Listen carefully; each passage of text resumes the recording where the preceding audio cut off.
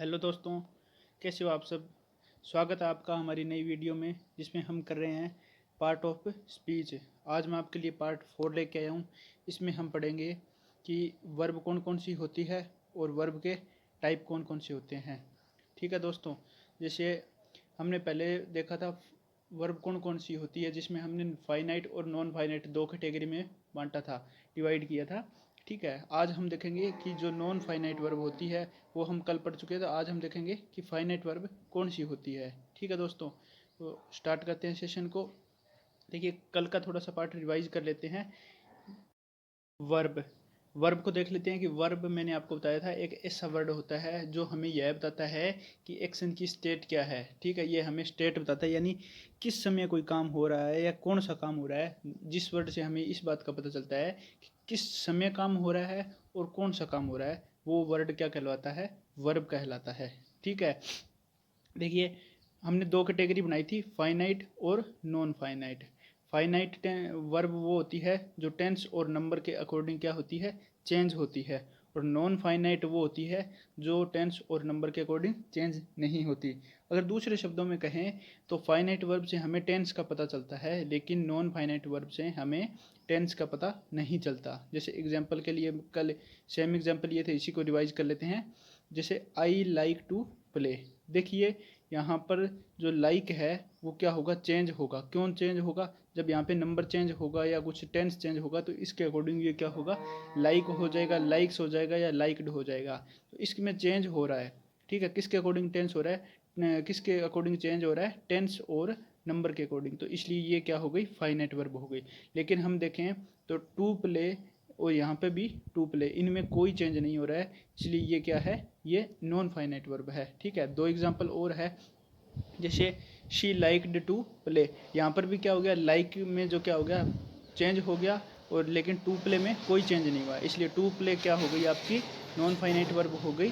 और लाइक्ड क्या हो गया आपकी, फाइनाइट वर्ब हो गई। ठीक है, आगे थोड़ा डिवाइज कर लेते हैं। जैसे नॉन फाइनाइट वर्ब कौन सी होती है, a verb form that does not show tense, जो हमें टेंस नहीं बताती कि टेंस कौन सा है, उसे क्या कहते हैं, फाइनाइट वर्ब कहते हैं। ठीक है, इसके टाइप बताए थे मैंने, जिरंड होता है, इन्फिनिटिव होता है और पार्टिसिपल होता है। ठीक है, जिरंड में मैंने आपको बताया था वर्ब की फर्स्ट फॉर्म के साथ आईएनजी जब एक नाउन का काम करे तब वो क्या होगा, जिरंड होगा। ठीक है दोस्तों, इन्फिनिटिव में मैंने बताया था कि जब टू प्लस वर्ब की फर्स्ट फॉर्म हो, ये एडवर्ब या एडजेक्टिव का काम करे तो ये क्या होगा, इन्फिनिटिव होगा। ठीक है, और जो पार्टिसिपल थे इसमें मैंने तीन कैटेगरी में डिवाइड किया था, पास्ट में, प्रेजेंट में और परफेक्ट में।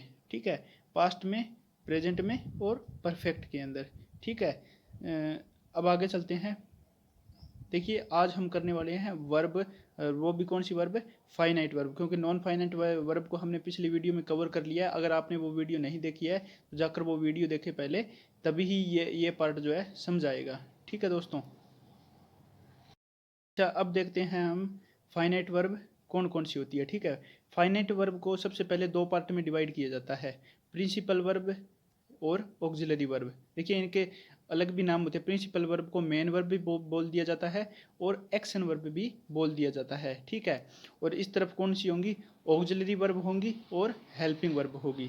ठीक है, इनके आगे पार्ट्स में इनको डिवाइड किया गया है और इन्हें भी पार्ट में डिवाइड किया जाता है। जैसे प्रिंसिपल वर्ब, मेन वर्ब या एक्शन वर्ब को किन दो पार्ट में डिवाइड किया गया है, ट्रांजिटिव वर्ब और इंट्रांजिटिव वर्ब। ठीक है, और ऑक्सिलरी वर्ब इनको कौन कौन से पार्ट में डिवाइड किया गया है, इनको प्राइमरी, मॉडल और सेमी मॉडल।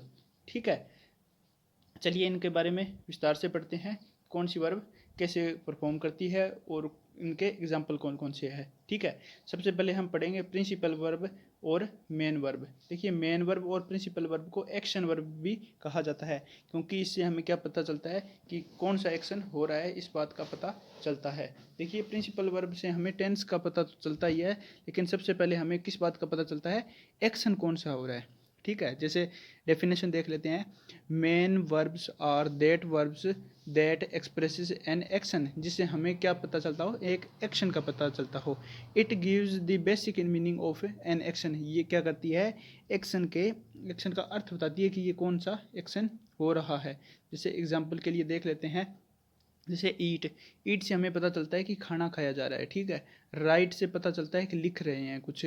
बाई से पता चलता है कि कुछ खरीदा है, और वॉश से पता चलता है कुछ धो रहे हैं। देखिए इन सभी वर्ब से हमें किस बात का पता चलता है कि कोई ना कोई एक्शन हो रहा है, और कौन सा एक्शन हो रहा है इन वर्ड से हमें क्लियर हो रहा है, ठीक है दोस्तों। These verb gives the major information in terms of the nature of an action. ये हमें क्या बताती है, एक बड़ी इन्फॉर्मेशन बताती है किसके बारे में, कि जो एक्शन है उसका नेचर क्या है, ठीक है, यानी जो कौन सा एक्शन हो रहा है।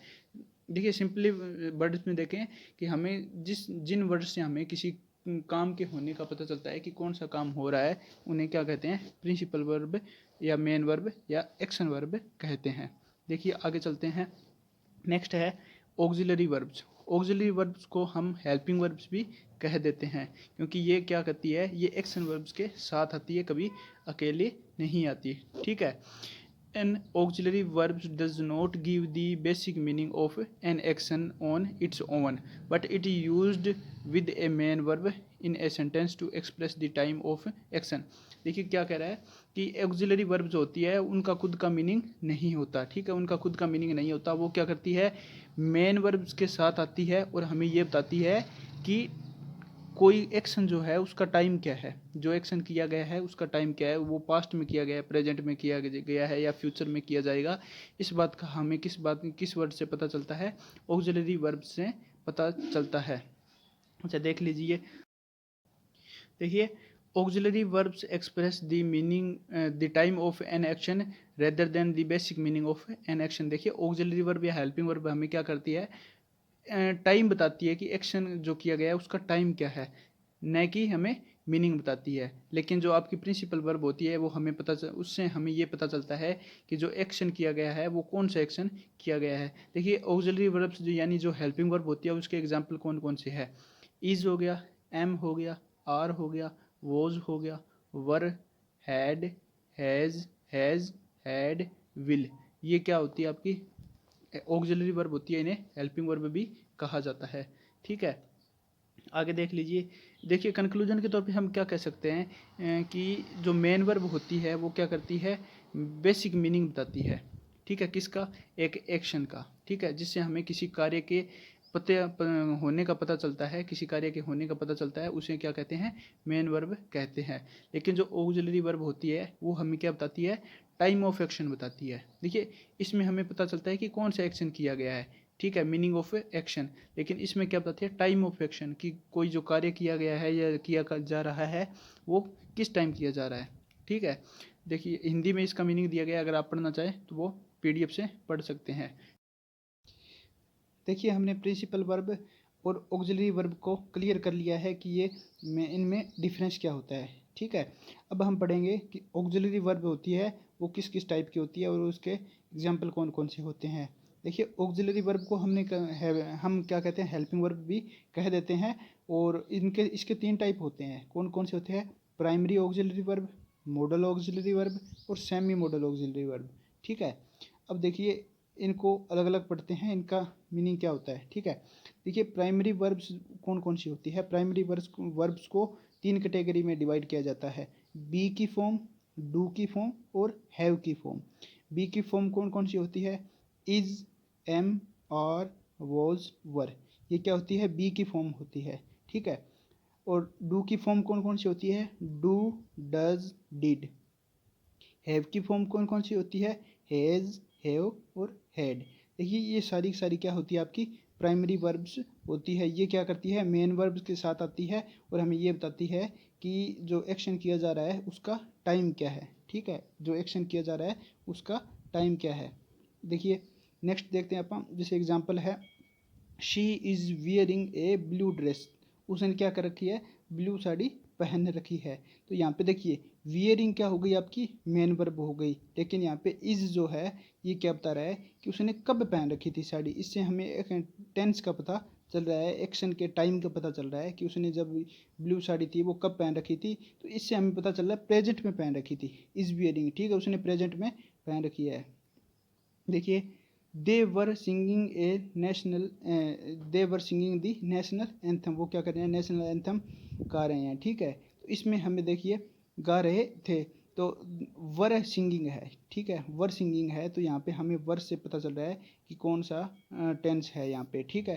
तो हम देखेंगे ये पास्ट कॉन्टिन्यूस टेंस है, ठीक है। इसी तरह देखिए, they have painted their house, उन्होंने अपने घर को क्या किया, पेंट किया है, ठीक है। तो यहाँ पे हमें हैव से पता चल रहा है कि वो पेंट कर चुके हैं, ठीक है। Dilip has been going to school, ठीक है, तो दिलीप जो स्कूल है वो जा चुका है, ठीक है। तो इस तरह से हैज़ बीन हो गया, ठीक है। हैज़, इनसे हमें क्या पता चलता है, टेंस का पता चलता है कि कौन सा टेंस है, जो एक्शन किया गया है वो किस टाइम किया गया है, ठीक है। देखिए मॉडल वर्ब्स, देखिए मॉडल वर्ब्स कौन कौन सी होती है, can, could, may, might, shall, should, will, would, need और डेयर, ये क्या होती है, आपकी मॉडल वर्ब होती है। जैसे इनके एग्जांपल देख लेते हैं। It might rain in the morning, देखिए it might rain in morning, तो यहाँ पे जो माइट है वो कौन सी है, मॉडल वर्ब है, ठीक है। इसी तरह आइडेंटिफाई करना आना चाहिए कि ये जो वर्ब्स यूज की गई है ये कौन सी वर्ब है। देखिए नेक्स्ट, देखिए I think they will reach Coimbatore by 8 PM, मैं सोचता हूँ कि वो दे विल रीच, वो पहुँच जाएंगे कहाँ पे, कोयम्बटूर कितने बजे, 8 PM पे, ठीक है। तो यहाँ पे जो विल रीच है ये क्या है, मॉडल वर्ब है, ठीक है, मॉडल वर्ब है। नेक्स्ट देख लीजिए, can you pick up my brother from school on your way home tomorrow, ठीक है। तो यहाँ पे जो कैन यूज़ किया गया है वो क्या है, मॉडल वर्ब यूज़ किया गया है। ये सिंपल होती है, बस आप इनको याद रखिए कि can, could, may, might, shall, should, will, would, need और डेयर, ये कौन सी वर्ब होती है, मॉडल वर्ब होती है, ठीक है। देखिए एग्जाम्पल कुछ और है, I could make some tea to help you with your assignments, अच्छा टाइम है, I could make some time to help you with your assignments, ठीक है। तो यहाँ पे जो कुड है वो क्या है, हेल्पिंग वर्ब है यहाँ। अब देखते हैं सेमी मॉडल वर्ब्स कौन कौन सी होती है। देखिए होती तो ये मॉडल वर्ब्स ही है, ठीक है, जैसे dare, need, ought to and used to, ये क्या होती है, मॉडल वर्ब होती है, लेकिन ये क्या करती है, कई बार ये मेन वर्ब की तरह कार्य करती है, ठीक है, कई बार मेन वर्ब की तरह परफॉर्म करती है, इसलिए इन्हें क्या कहा जाता है, सेमी मॉडल वर्ब कहा जाता है। जैसे एग्जांपल देख लेते हैं, I dare no drive his car, कि I dare not drive his car, यहाँ पे क्या होगा, नोट होगा, ठीक है। तो देखिए ये क्या हो गया, डेयर नोट हो गया, तो ये किस काम का काम कर रही है, ये यहाँ पे किसका काम कर रही है, ये देखिए यहाँ पे क्या मिल रहा है आपको, ड्राइव मिल रहा है, ड्राइव क्या है, मेन वर्ब है। तो अगर ये मेन वर्ब है तो यहाँ पे कौन सी वर्ब होगी, हेल्पिंग वर्ब होगी, तो यहाँ पे ये किसका काम कर रही है, हेल्पिंग वर्ब का काम कर रही है। लेकिन यहाँ पे देखिए आई डेयर हिम, ठीक है, ये क्या आ गया, प्रोनाउन आ गया, जिसे हम ऑब्जेक्ट भी कह सकते हैं, ये वर्ब आ गई। लेकिन यहाँ पे क्या हुआ, ये हेल्पिंग वर्ब का काम नहीं कर रही, क्योंकि इसके बाद में कोई मेन वर्ब नहीं है, इसलिए ये क्या नहीं है, हेल्पिंग वर्ब नहीं है ये, बल्कि ये खुद मेन वर्ब है, ठीक है, ये खुद क्या है, मेन वर्ब है। इसी तरह देख लीजिए, you need not to enquire about this, देखिए एनक्वायर क्या हो गई, आपकी मेन वर्ब हो गई, ठीक है, इसलिए यहाँ पे क्या हो गया, नीड नोट आपका क्या हो गया, हेल्पिंग वर्ब हो गया, ठीक है। I used to get up early when I was a student, मैं जल्दी उठता था, देखिए गेट अप क्या होता है, जल्दी उठना होता है, ठीक है, गेट अप उठना होता है। तो गेट अप अगर यहाँ पे मेन वर्ब है तो यहाँ पे यूज्ड टू क्या होगी, हेल्पिंग वर्ब होगी, ठीक है, हेल्पिंग वर्ब होगी। लेकिन जिसे हमने इस एग्जांपल में देखा, यहाँ पे क्या है, यहाँ पे कोई भी दूसरी वर्ब नहीं है, इसलिए ये हेल्पिंग वर्ब नहीं, ये खुद ही क्या हो गई, मेन वर्ब हो गई। आगे देखिए, they have to look after their old aged parents, ठीक है। तो they have to look after, ठीक है, तो हैव टू, देखिए हैव टू के जस्ट बाद में आपको मिल रहा है लुक आफ्टर, लुक आफ्टर भी वर्ब होती है, फ्रेजल वर्ब होती है, जिसका मतलब क्या होता है, देखभाल करना, ठीक है। तो अगर ये वर्ब है तो ये कौन सी वर्ब हो गई, ये हेल्पिंग वर्ब हो गई, ठीक है। देखिए आगे देखते हैं, देखिए हमने प्रिंसिपल वर्ब और मेन वर्ब के बारे में अब हम पढ़ेंगे, हमने ऑक्सिलरी वर्ब और हेल्पिंग वर्ब के बारे में पढ़ लिया है, ठीक है। अब हम पढ़ेंगे कि प्रिंसिपल वर्ब और मेन वर्ब कौन कौन से टाइप की होती है। तो इसमें दो ही मेजर टाइप होते हैं जो हम पढ़ेंगे, मोनो ट्रांजिटिव और इंट्रांजिटिव, ठीक है। मोनो ट्रांजिटिव और डिस्ट्रांजिटिव, ये जो है हम ये इसके बारे में नहीं पढ़ेंगे, क्योंकि ये ज़्यादा एग्जाम्स के इंपॉर्टेंट नहीं है, एग्जाम्स के लिए ये इंपॉर्टेंट नहीं है। हम सिर्फ पढ़ेंगे ट्रांजिटिव और इंट्रांजिटिव वर्ब कौन कौन सी होती है। देखिए जो मेन वर्ब होती है वो आपकी मेन वर्ब, प्रिंसिपल वर्ब और एक्शन वर्ब, ये तीनों एक ही होती है। इन्हें मेन वर्ब भी कहा जाता है, प्रिंसिपल वर्ब भी कहा जाता है और एक्शन वर्ब्स भी कहा जाता है। ये कितने प्रकार की होती है? 2 प्रकार की होती है।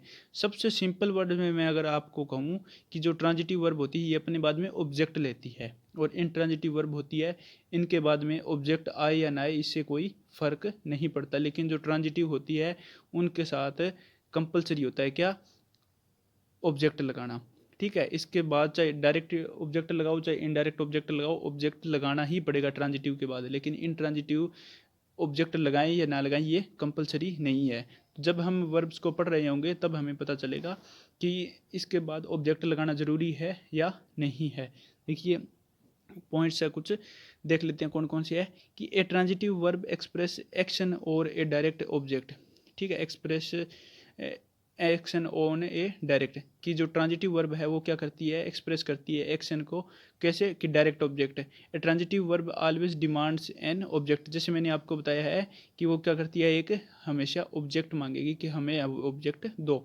Where as intransitive verbs do not need an object, और इंट्रांजिटिव वर्ब्स होती है उनको क्या नहीं होता? ऑब्जेक्ट की ज़रूरत नहीं होती। सबसे सिंपल वर्ड्स में अगर दोबारा देखें कि ट्रांजिटिव वर्ब अपने बाद ऑब्जेक्ट लेती है और इंट्रांजिटिव वर्ब अपने बाद ऑब्जेक्ट नहीं लेती। ठीक है, ले सकती है लेकिन कोई कंपलसरी नहीं होता कि लगाएं या ना लगाएं। अच्छा, डीपली पढ़ें तो इनके बारे में कि transitive verbs are verbs that simplify express simply express the action of a direct object. ये क्या करती है? डायरेक्ट ऑब्जेक्ट को एक्सप्रेस करती है। सिंपल सी वर्ड्स में ये है, जैसे कमल राइज। ठीक है, अब कमल राइजेज है तो यहाँ पे क्या हो गया? ये राइजेज इतना सेंटेंस अगर हम लिख दें, अगर इसको पीछे का पार्ट हटा दें, इतना पीछे का पार्ट हटा दें, तो इससे हमें ये नहीं पता चलेगा कि ये मीन क्या देना चाहता है। तो ये जो वर्ब है ये अपने बाद में इसने क्या किया? ऑब्जेक्ट को लिया है। ठीक है, राइजेज हो गया तो कमल राइजेज हिज हैंड्स। ठीक है, रमन ने क्या कमल ने क्या उठाया? अपने हाथ ऊपर उठाए। ठीक है, तो ये ऑब्जेक्ट इसको चाहिए ही चाहिए, इस वर्ब को ऑब्जेक्ट की ज़रूरत है। ठीक है, इसके बिना ये वर्ब यहाँ पे अधूरी होगी, तो इसलिए ये यहाँ पे कौन सी वर्ब है? ट्रांजिटिव वर्ब है। ठीक है, जैसे दूसरा एग्जांपल है सत्यम किक्ड ए बॉल। सत्यम ने क्या किया? एक बॉल को किक किया। तो सत्यम किक्ड, सत्यम ने किक किया, किया किसे है? तो ये हमें ज़रूरी है यहाँ पे लगाना। सत्यम ने किक किया किसे है? तो ये एक बॉल को किक किया है। तो ये क्या हो गई? यहाँ पे ट्रांजिटिव वर्ब हो गई। ये यहाँ पे क्या हो गई? Transitive verb. ट्रांजिटिव वर्ब वो वर्ब होती है जो अपने बाद में ऑब्जेक्ट को जरूर लेती है, चाहे डायरेक्ट ऑब्जेक्ट हो या इनडायरेक्ट ऑब्जेक्ट हो। ठीक है, अगर आपको डायरेक्ट और इनडायरेक्ट ऑब्जेक्ट में डिफरेंस नहीं क्लियर है तो मैंने फर्स्ट वीडियो में आपको ये क्लियर कर दिया है। आप वहाँ पे जाके फर्स्ट वीडियो देखें और फिर यहाँ पे आके इस पार्ट को स्टडी करें। ठीक है, नहीं तो आपको क्या होगा? डायरेक्ट और इनडायरेक्ट ऑब्जेक्ट में आप क्या नहीं कर पाएंगे? डिफरेंस नहीं कर पाएंगे। ठीक है, देखिए इन ट्रांजिटिव वर्ब्स के कुछ एग्जांपल है, जैसे follow, carry, guess, arrange, drink, eat, break, hat, imagine, kick, lift, left. देखिए ये याद करने की कोई खास ज़रूरत नहीं है, इनको याद करना कोई ज़रूरी नहीं है। बस आप एक बात देखिए, इनको कोई भी सेंटेंस में इनको यूज़ करके देखिए और ये चेक कीजिए कि क्या इसके बाद कोई ऑब्जेक्ट आया है। जैसे फॉलो है, फॉलो के देखिए डायरेक्ट फॉलो नहीं होता, फॉलो मी होता है। फॉलो मी यानी अगर डायरेक्ट फॉलो लिखें तो उसका कोई मीन नहीं लिख रहा है। ठीक है, पीछा करो। अब फॉलो मी या फॉलो हिम होगा तो उसमें हमें पता चल रहा है कि ये अपने बाद में एक ऑब्जेक्ट ले रहा है। ठीक है, कैरी दिस यानी इसे उठाओ, तो कैरी दिस का मतलब हो गया कि इसने अपने बाद में एक ऑब्जेक्ट लिया है। कैरी इट कर ले या जो भी है, यहाँ पे क्या होगा? एक इनके बाद ऑब्जेक्ट लेना ज़रूरी होता है। ईट समथिंग हो गया, इमेजिन समथिंग हो गया। ठीक है, हेट हिम हो गया, ब्रेक दिस क्लास हो गया। तो इससे हमें ये पता चल रहा है कि ये जितने भी वर्ब्स है ये अपने बाद में ऑब्जेक्ट लेती है। ठीक है, जैसे stop stop there, stop here या जो भी है, इनमें से आप सभी को देख सकते हैं कि ये कौन कौन सी वर्ब होती है? ट्रांजिटिव वर्ब होती है। अच्छा, मैं आपको बता दूं कि ज़रूरी नहीं कि सारी की सारी ट्रांजिटिव हो, कुछ वर्ब्स ऐसी होती है जो ट्रांजिटिव और इंट्रांजिटिव दोनों तरह से बिहेव करती है, वो हम लास्ट में पढ़ेंगे। ठीक है, जैसे स्टॉप होता है, स्टॉप ट्रांजिटिव भी है और इंट्रांजिटिव भी है, लेकिन हमने यहाँ पे इनको ट्रांजिटिव की कैटेगरी में भी रखा है। नेक्स्ट अब देख लेते हैं इंट्रांजिटिव वर्ब्स कौन कौन सी होती है। मैंने आपको बताया ट्रांजिटिव वर्ब्स अपने बाद में ऑब्जेक्ट लेती है, लेकिन इंट्रांजिटिव वर्ब्स अपने बाद में ऑब्जेक्ट नहीं लेती है। ठीक है, जैसे रीड हो गया, प्रे हो गया, फॉल, लाफ। इनके बाद में देखिए रीड दिस। अब आप दिस लगाओ या ना लगाओ इससे कोई फ़र्क नहीं पड़ता, रीड डायरेक्ट बोल सकते हैं, ठीक है। इस तरह से ये जो वर्ब होती है इनके बाद में ऑब्जेक्ट नया लगाएं तो भी काम हो जाएगा। जैसे रिलैक्स हो गया, ठीक है, स्मेल हो गया, तो ये अपने बाद ऑब्जेक्ट नहीं लेती ही। इनके बाद में ऑब्जेक्ट लगाना कंपलसरी नहीं होता, लगाने को लगा सकते हैं लेकिन कंपलसरी नहीं होता, ठीक है। अब कुछ रूल्स देख लेते हैं आइडेंटिफाई करने के लिए कि ट्रांजिटिव वर्ब्स कौन कौन सी होती है। मैंने आपको बताया कि ट्रांजिटिव वर्ब्स होती है वो अपने बाद में डायरेक्ट ऑब्जेक्ट जरूर लेती है, उनके साथ डायरेक्ट ऑब्जेक्ट जरूर आएगा, ठीक है। Transitive verbs can be used in the passive voice और फॉर द इनडायरेक्ट ऑब्जेक्ट। देखिए जो ट्रांजिटिव वर्ब होती है केवल उन्हीं के साथ पैसिव वॉइस बनाया जा सकता है। जो इंट्रांजिटिव वर्ब्स होती है उनके साथ कभी भी पैसिव वॉइस नहीं बनाया जा सकता। इसका रीज़न बता देता हूँ। जो जो एक्टिव वॉइस होता है उसमें आपके पास क्या होता है, सब्जेक्ट वर्ब ऑब्जेक्ट होता है। लेकिन जो पैसिव वॉइस होता है उसमें आप ऑब्जेक्ट को सब्जेक्ट बनाते हैं। अगर आपके पास ऑब्जेक्ट ही ना हो, अगर आपके पास ऑब्जेक्ट ही ना हो तो आप उसको कैसे वॉइस, उसकी वॉइस चेंज कर सकते हैं, यानी उसकी आप पैसिव वॉइस नहीं बना सकते। इसलिए मैंने कहा कि जो इंट्रांजिटिव वर्ब्स होती है, जो इंट्रांजिटिव वर्ब होती है वो अपने बाद ऑब्जेक्ट नहीं लेती ही, और जब वो अपने बाद में ऑब्जेक्ट नहीं लेती है इसलिए हम उसकी पैसिव वॉइस नहीं बना सकते। इसी तरह देखिए आगे तीसरा पॉइंट क्या है कि transitive verbs are followed by a direct object और एन इनडायरेक्ट ऑब्जेक्ट। जो ट्रांजिटिव वर्ब होगी वो क्या किसके द्वारा फॉलो की जाएगी, एक डायरेक्ट या इनडायरेक्ट ऑब्जेक्ट के द्वारा। अच्छा सेकंड पॉइंट मोस्ट इंपॉर्टेंट है, मैं आपको एक बार और एक्सप्लेन कर देता हूँ। देखिए अगर आपको वॉइस चेंज करनी है तो आपके पास एक ऑब्जेक्ट होना जरूरी है, क्योंकि जो सब्जेक्ट वर्ब और ऑब्जेक्ट होता है एक्टिव वॉइस में उसको आप पैसिव बनाने के लिए सबसे पहले ऑब्जेक्ट को आगे लेके आते हैं, ऑब्जेक्ट को सब्जेक्ट बनाते हैं।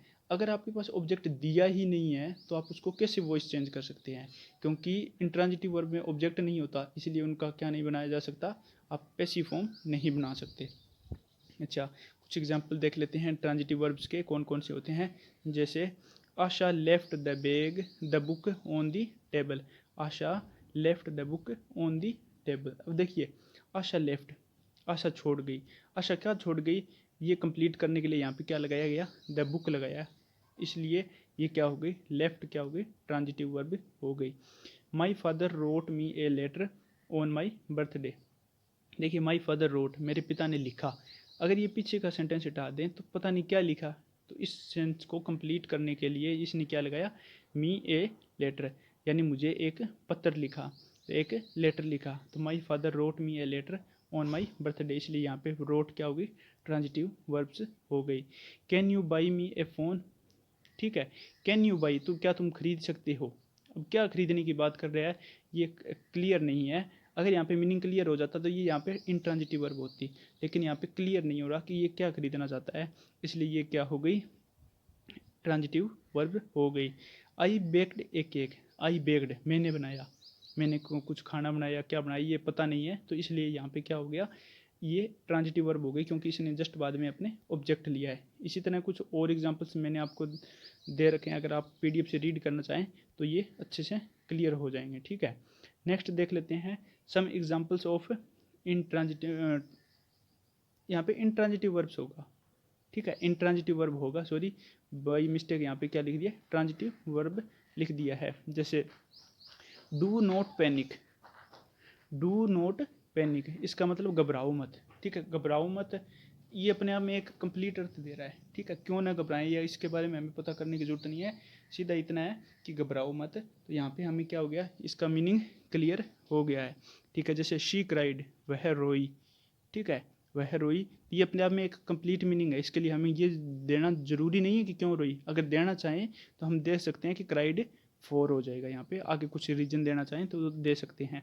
I have been waiting since morning, मैं सुबह से क्या कर रहा हूँ, इंतज़ार कर रहा हूँ, ठीक है। तो देखिए आई हैव बीन वेटिंग, जैसे आई हैव बीन वेटिंग, ये सिंस मॉर्निंग जो है, ये सिंस यहाँ पे जो है वो क्या है, ऑब्जेक्ट नहीं है, ना ही मॉर्निंग ऑब्जेक्ट है, ये क्या है, एडवर्ब ऑफ टाइम है।